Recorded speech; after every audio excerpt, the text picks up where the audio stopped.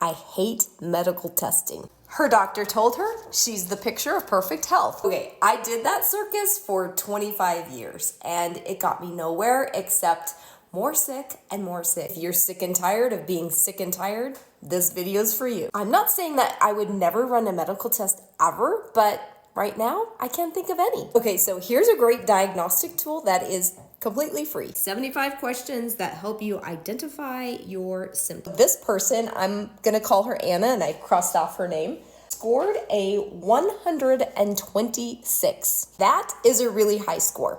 Typically, when people take this, they will score around 50 to 75. My score 15 years ago would have been even higher, so I get it. Scoring a 4 says it's frequent and severe. Several 4s for this person: headaches, ringing in the ears, sinus problems, flushing and hot flashes, constipation, feeling of weakness and tiredness, restlessness, anxiety and fear. That's lots of 3s and 2s. Anna also asked me if I would look at her lab work. Her thyroid levels are normal, hormone levels are normal, her lipid panel, everything else, normal. All right, you guys, go on and fill out this health history medical questionnaire and my health history evaluation form. $49 I charge for a health history evaluation. And read those Google reviews. I review it before we talk. Let's